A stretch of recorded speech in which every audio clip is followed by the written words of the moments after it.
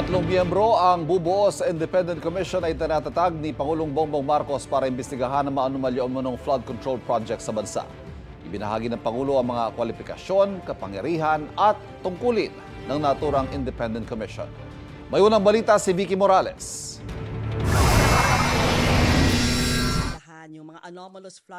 Kay Pangulong Bongbong Marcos na nanggaling, sa susunod na linggo ay aanunsyo na kung sino-sino ang magiging miyembro ng independent body na mag-iimbestiga sa mga flood control project. Wala pang formal name, pero yun ang binubuo namin. Independent Commission para imbestigahan ito nga ang mga lumalabas na anomalya sa mga flood control project.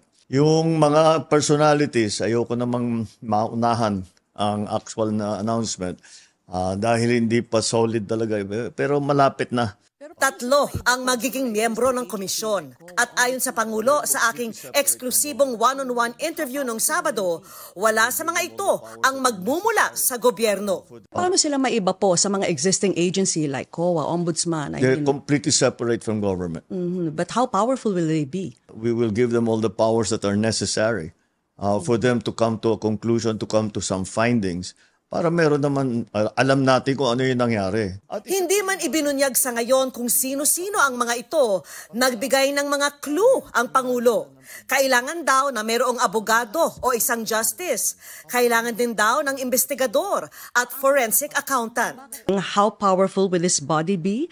Will they be able to even investigate the Congress people, the Senate? They will have the subpoena powers to investigate anything and anyone. Otherwise, then what they will have, they sasabihin, may sacred cow na naman, o may pinoproteksyonan dahil kasama sa politika, whatever. Pagka nangyari yun, wala rin kabuluhan yung kanilang investigasyon. Sabi pa ng Pangulo, maaring hinga ng tulong ng komisyon ang lahat ng ahensya ng gobyerno, halimbawa sa NBI para sa investigasyon o kaya sa COA para sa impormasyon. Wala raw sasantuhin kahit pa kaalyado o kaanak. I said, we're making an omelet. We're going to have to break some eggs. There's just no way around it. Even if they're relatives as well. Well, who's more important? Your friend? Your political supporter? Or every single ordinary Filipino citizen? Who's more important?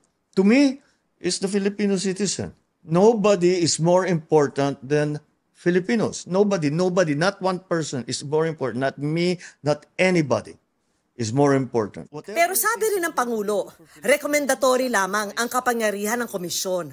Pagkatapos daw nilang suriin lahat ng impormasyong nakuha o nabigay sa kanila, magre-rekomenda kung dapat bang kasuhan o hindi ang isang inimbestigahan. Ang kanilang rekomendasyon pwedeng ibigay sa DOJ o kaya sa Ombudsman para sa paghahain ng kaso. Sabi ng Pangulo, naging malaking tulong ang sumbong sa Pangulo website na hindi lang daw reklamo sa mga flood control project ang nakuha. Since we created the website, we have 12,000 plus already reports that are coming in.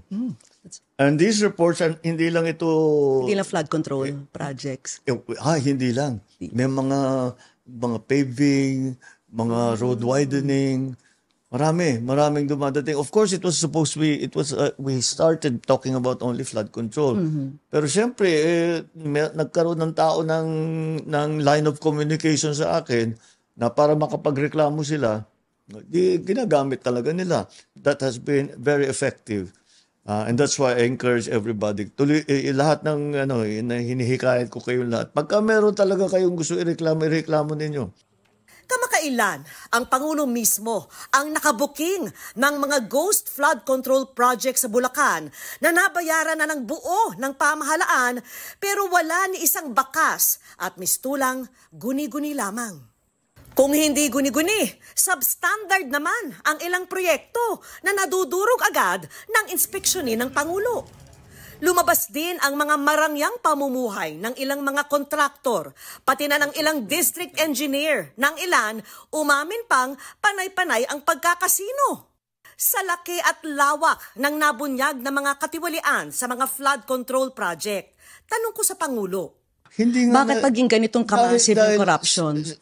Nung ako'y governor, hindi ganito. At bukod pa sa laki ng halaga ng nakukuha ng kung sino-sino na tao na wala namang karapatan na bulsahin ang pera na yan, bukod pa ron ay hindi nila tinatago. Garapala na po. In your words, it's economic sabotage. Yeah. Kasi ngayon sila, walang pakialam. It did not happen overnight. This happened over many decades. And we have to figure out kung ano ba talaga ang nangyari para hindi na mangyari ulit, to put the safeguards in place. Ako, nasasyak ako, hindi ako makapaniwala na nandito na tayo na ganit na ang gobyerno na... But so many regimes, and it just keeps getting worse. So It did. The simplistic answer will be, paano tayo nagkaganto? Dahil pinabayaan. And what can we do? What we can do is to find out how this happened, who are the people that are involved, make them answerable for their wrongdoing, and fix the structure so this is not allowable. okay. That's the word that I think that it became allowable. Okay lang. Yes. Hindi It was, problema yan. Hindi krimen yan. Sige lang. but to the level na 30% na lang yung naiiwan sa mga proyekto, astounding yun. That's the part that talagang hindi ako makatulog pag iniisip ko. Paano tayo nagkaganto? I would think it's heartbreaking when you see all these Filipinos working so hard, tapos on the flip side, nakikita ko nyo yung massive corruption na nangyayari. No? I mean... No, I'm not disheartened. I'm not disappointed. I get very, very angry. How can you do this to people that have worked every day of their lives? Walang ginawa ito kundi magtrabaho. Nagsakripisyo ng mahirap for very little.